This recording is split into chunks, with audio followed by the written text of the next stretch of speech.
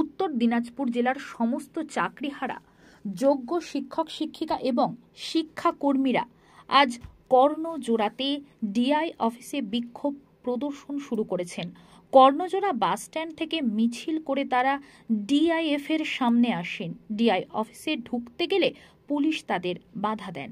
চাকরিহারা শিক্ষক শিক্ষিকা জানান, গতকাল তারা জানতে পেরেছেন জেলার ডিআই অফিস থেকে তাদের সমস্ত তথ্য সংগ্রহ করা হচ্ছে এবং তাদের বেতন যাতে না হয় সে ব্যবস্থাও করা হচ্ছে।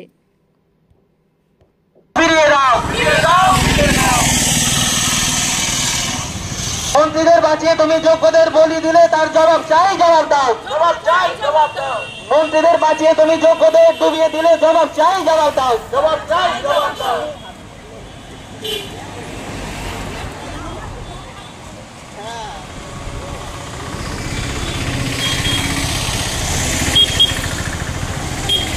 আমরা কারা?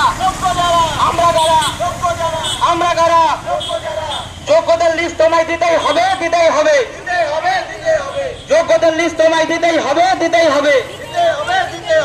যোগ্যদের চাকরি তুমি ফিরিয়ে দাও, ফিরিয়ে দাও, ফিরিয়ে দাও, ফিরিয়ে দাও। যোগ্যদের চাকরি তুমি ফিরিয়ে দাও, ফিরিয়ে দাও, ফিরিয়ে দাও, ফিরিয়ে দাও। ইনডোরে ভাষণ, তোমার ভাষণ আমরা মানছি না, মানবো না, মানছি না, মানবো না। ইনডোরে তোমার মিথ্যা প্রতিশ্রুতি মানছি না, মানবো না, মানছি না, মানবো না।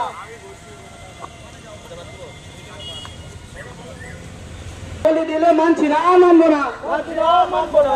মন্ত্রীদের বাঁচিয়ে যোগ্যদের বলি দিলে তার জবাব চাই, জবাব দাও। জবাব চাই, জবাব দাও। শিক্ষার স্বার্থে বিদ্যালয়ে যোগ্যদের ফেরাতে হবে, ফেরাতে হবে। শিক্ষার স্বার্থে মন্ত্রীদের যোগ্যদের ফেরাতে হবে, ফেরাতে হবে।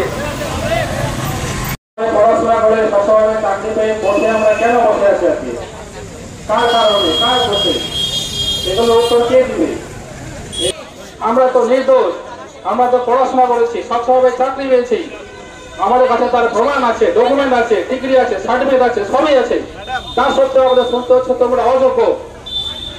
এটা যদি এখন হয়, এটা কিন্তু পরে হবে, পরে আরো বেশি করে হবে। আপনাদের ছেলে মেয়েগুলো কিন্তু কখনোই সবসময় পড়াশোনার চাকরি পাবে না। এটা শুধু আমরা বলছি না, এটা আপনাদের ঘুষ দিয়ে চাকরি দিয়ে, ঘুষ দিয়ে টাকা দিয়ে চাকরি দেওয়া, এটা যে পরবর্তীকালে হবে না এর কিন্তু কোনো গ্যারান্টি নাই। তাই আমি সবাইকে, আপনাদের সবাইকে এই আন্দোলনে যোগ দিতে হবে। আমরা আজকে ডিআই অফিসে অভিযান করবো, এরপরে আমরা রাজ্য জুড়ে ব্যাপকভাবে আন্দোলন করব, যাতে আমাদের এই চাকরিটা সসম্মানে আমরা ফিরে পাই। আর ওনাকে বলবে, আমি বলে আমার সাধারণ জনগণের কাছে আমার আবেদন, আপনারা আমাদের পাশে এসে দাঁড়ান। সমাজ দুর্নীতিগ্রস্ত, দুর্নীতির প্রথম শিকার হচ্ছে শিক্ষক সমাজ। আপনারা সবাই জানেন যে 2016 সাল বা তার পরবর্তীতে চাকরির প্রার্থী টাকার বিনিময়ে চাকরি পেয়েছে। আমরা তাদের সমর্থন করি না, আমরা কোনো দুর্নীতি সমর্থন করি না। আমরা নিজেদের যোগ্যতায় চাকরি পেয়েছি জোরপূর্বক।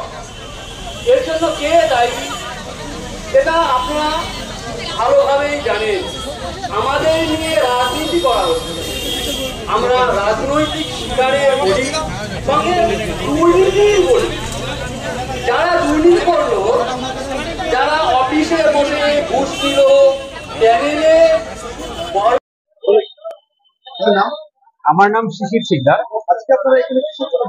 আমরা এখানে এসেছি, আপনারা সবাই অবগত আছেন যে আমরা 2016 এসএলএসটির যোগ্য শিক্ষক শিক্ষিকা আমরা সবাই, এবং আমাদের সঙ্গে কিছু শিক্ষাকর্মীও রয়েছেন যারাও যোগ্য।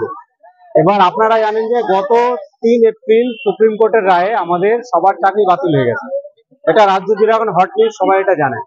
এবার বিষয়টা হচ্ছে কি কারণে আমাদের চাকরিটা বাতিল হলো। আমরা যারা যোগ্য, আমরা যখন কোনো অন্যায় করিনি, তবুও আমাদের চাকরিটা বাতিল হলো কেন, এই কারণটা আমরা জানি না। সুপ্রিম কোর্টের অবজারভেশন বলছে সেখানে যোগ্য অযোগ্য আলাদা করা যায়নি বলে বাতিল হয়েছে, কিন্তু সুপ্রিম কোর্টের আরেকটা পার্ট বলছে যে এখানে একটা সংখ্যক যোগ্য, একটা সংখ্যক অযোগ্য